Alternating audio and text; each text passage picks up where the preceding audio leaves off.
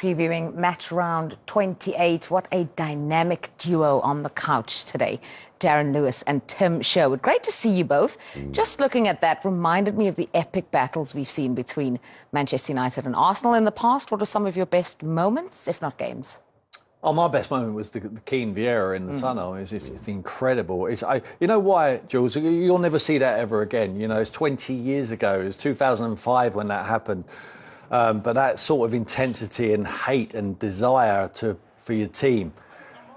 Look, Graham Poll, the referee there, he's trying to intervene. I mean, he's gone. Look at Keane's eyes. I mean, I've been up against these two guys, you know, around this sort of time.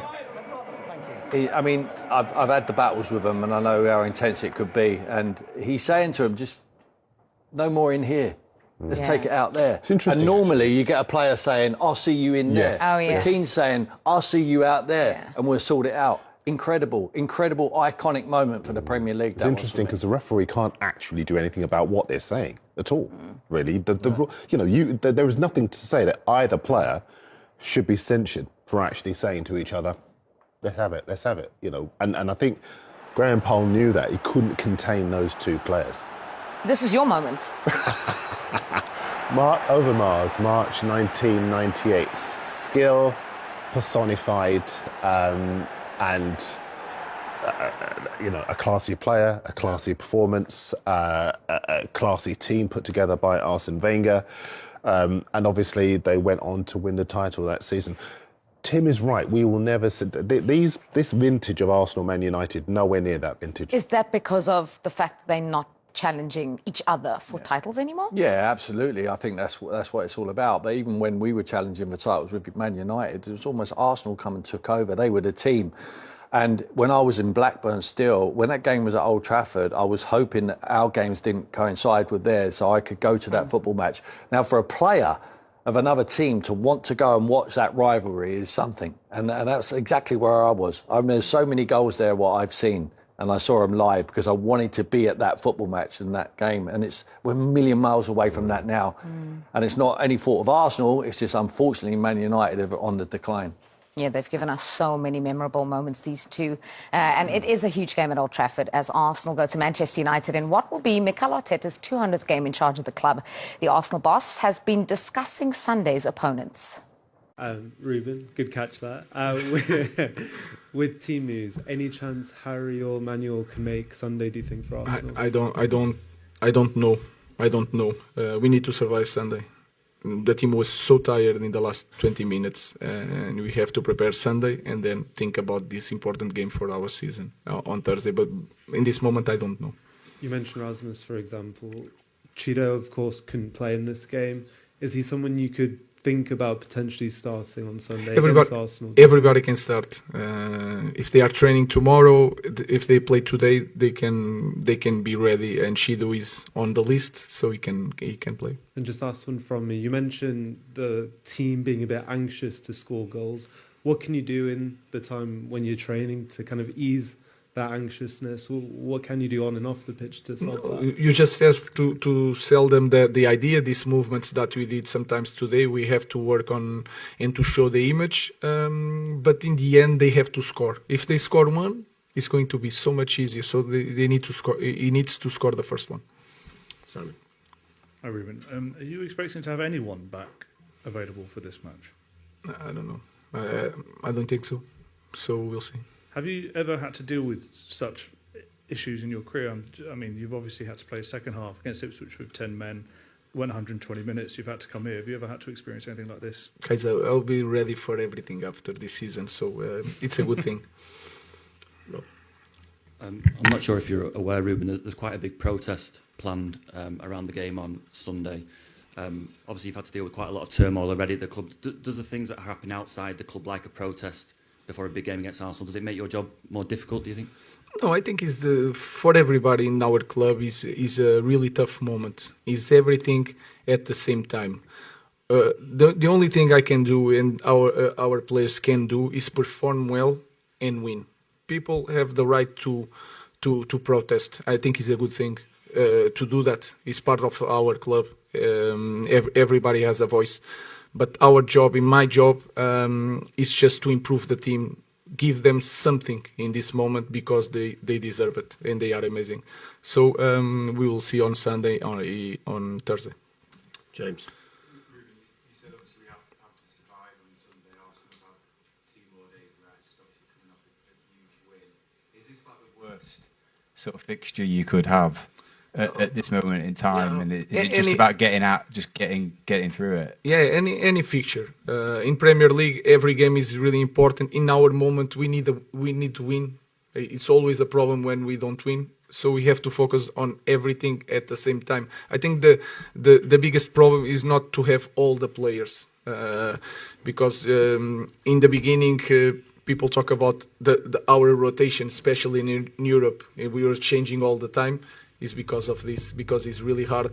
And Europa League is so much harder, in my opinion, than Champions League. Not the games, but the recovery to play Premier League on the weekend. So we have to deal with that. And the problem is because you've got such a big game on Thursday, there's that, you don't want to drain all the players. Yeah.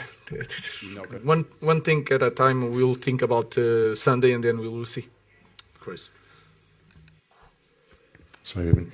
I think we asked you about 2 weeks ago about Mason Mount and Luke Shaw. Do you think we'll see them again this season? And are there any other players apart from Lissandro and Ahmad who you think we won't see again this season? No. I think it's just Ahmad, and even Ahmad we'll see in the end of the last month. It could be. I don't want to say nothing but I have the hope to have Ahmad before.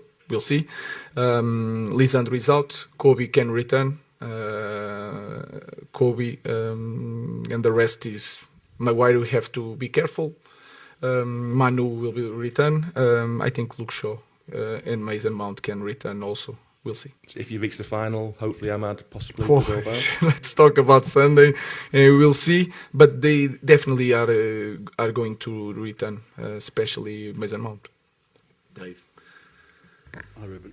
Is there any way at all you can rotate and freshen up for Sunday? Because obviously Thursday is such a huge game; it takes priority over Sunday. Yeah, but when you are in this kind of club, you cannot think like that with a small squad in this moment. So we are trying to see all the players that are fresh and are not in danger of to get an injury. Even that, we have to risk a little bit, but we have to be competitive on Sunday. Last question, Samuel.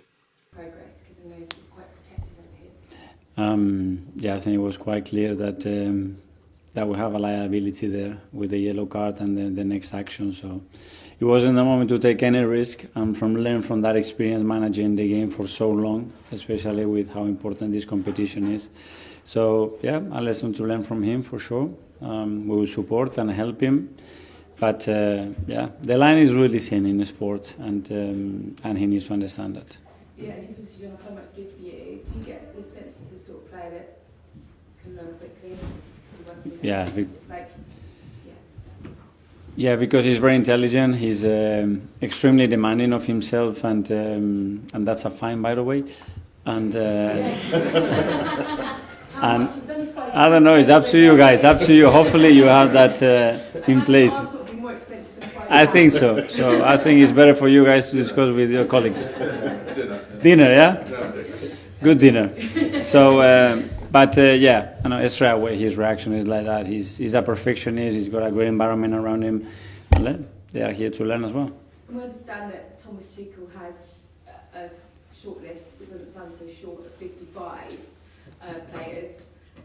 Would you expect both Ranieri and Marcelo Skelly, given their form, to be on that list? And how do you feel about that in terms of the next step of their development? Well, I have no idea. Obviously, what I read and hear about, the noise that is around it. So, as Thomas would take with his coaches the decision, and we will support it. But obviously, somebody who's nurturing them. Would you like to see that? Would you feel at this point in their career that's good for them to be around a different environment, to learn something a bit different? Well, knowing Thomas and the coaching staff and the environment that they have created around the England camp, I think it will be an incredible experience for them, if that's the case, whenever that is. That's not my decision, that will be their decision. How we manage him here it's ours. It's in our control. Down there, we'll leave it to coaches and people that are super experienced, much more experienced than me. Well, talking of experience, 200 up for you. Yeah. The top three, maybe as you sit here now, moments so far, and have you got another 200 in you? It's gone fast.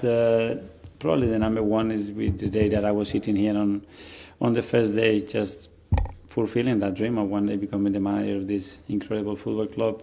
And then there are many others, but the other night was up there with one of the best because of the way we did it. First two, I went third.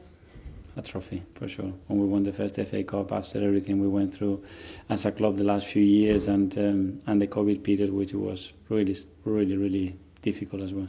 200 more? Win tomorrow. This is in this industry what happens, and try our best. I have a lot of energy still and very driven to have more success. Okay, we'll see you from Premier League. Hi.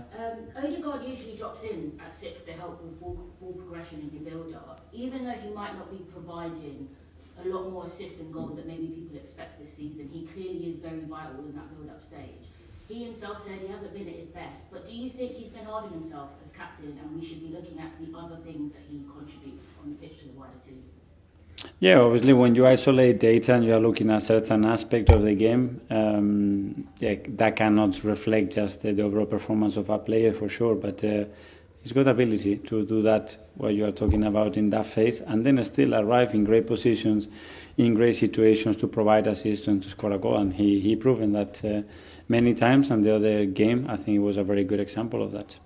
And we've seen a lot more variance in build-up and positionally from your players, obviously due to your injuries. PSV, we saw Timber near the back post, get the header. Calafiori was very high up. You had about 6 players in the box at times. Has this period really inspired you with different attacking opportunities to the possibility where when you have your full attacking options back, you still want to be a bit unpredictable and a little bit more fluid than you possibly have been in the past? Yeah, we need to look at threats from other areas, and obviously we lost very important wingers that provided a lot for us in that final third.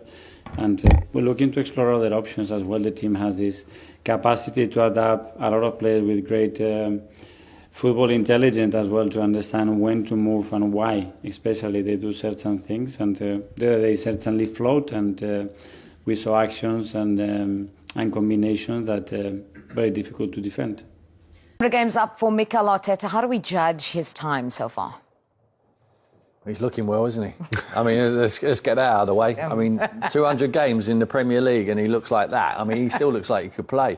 I'm not sure if he's getting a little bit of help here and there, but he looks absolutely magnificent. I think he's shown progression, I really do. Okay. Obviously, the disappointment this year is that Man City are not there, so the Arsenal fans, I was going to say Tottenham there, they wish. The Arsenal fans just felt it was just going to be them. You know, they would step into the shoes. They didn't. No one counted for Liverpool coming like they have, you know, with a new manager. But I just say, I heard Ruben Amorim talking about he won't get the sort of time what Mikel Arteta's had, but you have to earn that time. You know, in his first season, he won the FA Cup. That gives you a little bit of leeway. But I think gradually, and they're challenging every single year. So for me, stick with him. And it's only a matter of time before they start winning Premier League. See, when I said, how do you judge his 200 games, I did not mean physical appearance. So let me rephrase the question. I know, but looking at him, I just felt we had to mention him. He looks absolutely magnificent. And I've been in that seat. I mean, look at me now. I mean, I'm about 100.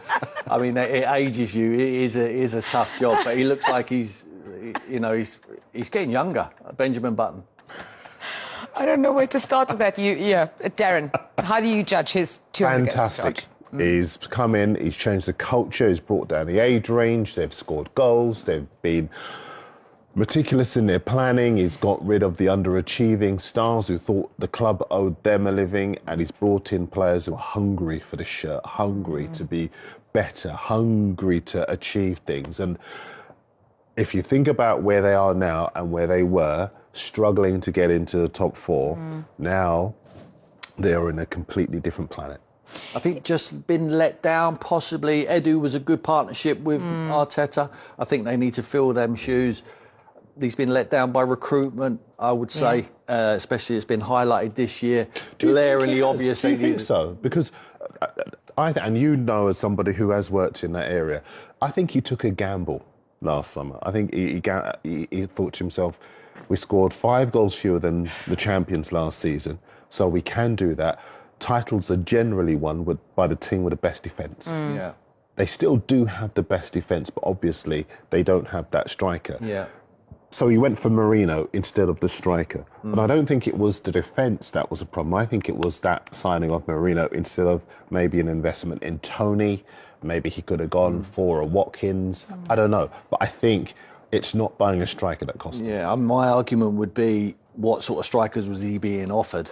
And why haven't they highlighted Isak, for instance, before he goes to Newcastle? The recruitment have to be ahead of time. If you're not the richest club in the league, and I'm not saying they're poor, of course they're not, and they could just save their money. They wanted Marino, they felt like they needed another midfield player, but they should have gone out and got a centre forward as well. Yeah. I know it's obvious now, and it's hindsight, and the injury problems we didn't foresee, to crippling injury problems to offensive players, especially Saka, who's a little superstar. But their academy is still so vibrant, brilliant. Wanyeri, Lewis Skelly, magnificent. Hopefully, they've got a little centre forward in their academy, and it might save them 100 million. Yeah.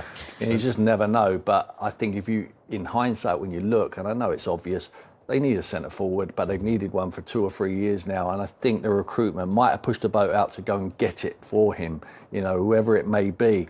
But perhaps the ones they've been offered, Darren, are not at the level where he thinks they're going to improve them. I would find it tough to score in this Man United team, says Andy Cole as Premier League legend defends Rasmus Højlund and Joshua Zirkzee's struggles under Ruben Amorim. Manchester United legend Andy Cole weighed in on his former side's struggles in front of goal this season and revealed he is sympathetic towards the Red Devils' dire fortunes under Ruben Amorim. United are on track to log their worst goal-scoring tally in a Premier League campaign ever, eclipsing Louis van Gaal's final season in 2015-16 when they scored 49 goals. So far this season, United have netted just 33 in 27 league games. At this rate, they are set to finish the season on 46 goals. Rasmus Højlund and Joshua Zirkzee have often been the focal point of criticism for the Red Devils' attacking woes. The duo have managed just 5 Premier League goals this season combined, 2 and 3 respectively. But Cole, who bagged 187 goals in the English top flight, insisted that even he would find it tough in Amorim's side, citing the lack of senior role models at United. Speaking exclusively to Mail Sport, the Premier League's 4th highest goalscorer in history said, "I was very fortunate that, during my time at Manchester United, I had established individuals that I could go and learn from."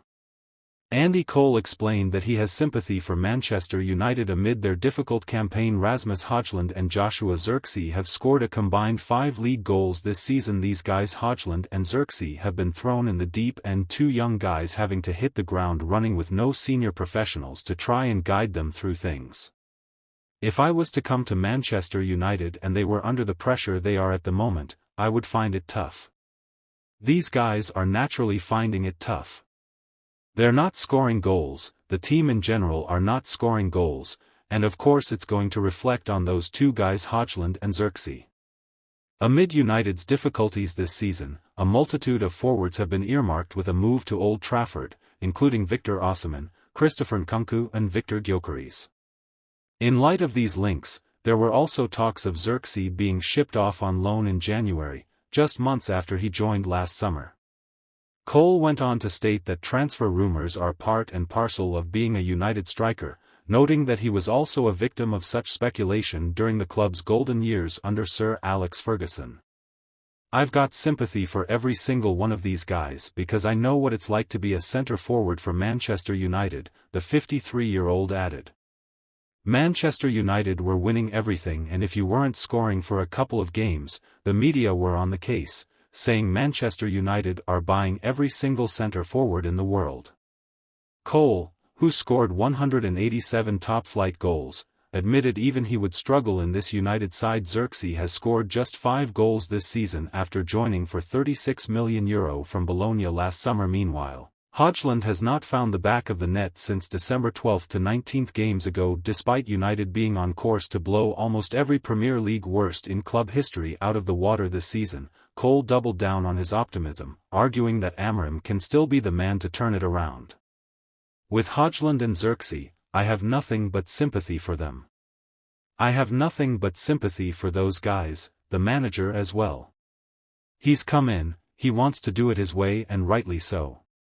It will turn around, bad times don't last forever and good times always follow bad times. With all things concerned, Manchester United will turn it around in the end. Xerxes added to his goal-scoring account on Thursday night, netting his side's only goal in their 1-1 draw with Real Sociedad in the Europa League last 16. Meanwhile, Højlund extended his dry patch to 19 games, as the Danish forward has still not scored since December 12.